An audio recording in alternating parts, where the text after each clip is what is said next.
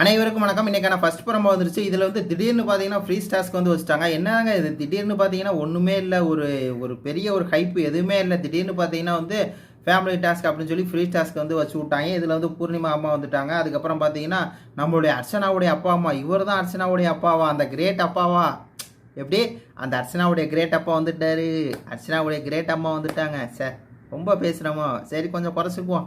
என்ன தான் போவோம், கொஞ்சம் ஓவராக தான் போகிறோமோ, போவா என்ன பண்ணிடுவாங்க அப்படிங்கிற மாதிரி தான் இருக்குது.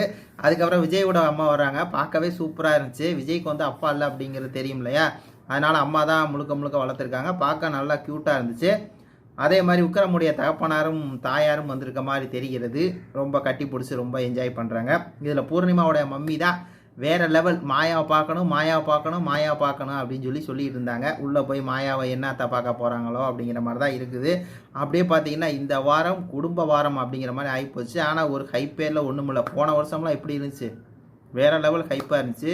அச்சீவ் அந்த மகன் வருவானான்ட்டு அதை வச்சே பார்த்தீங்கன்னா அந்த வீக்கெண்டெல்லாம் முடிஞ்சு வரையும் வந்து கொண்டு போனாங்க. அது மாதிரி பார்க்கவே நல்லா இருந்துச்சு. இந்த சீசன் என்ன போகுது அப்படிங்கிறத சொல்லுங்கள் மக்களே. நன்றி, வணக்கம்.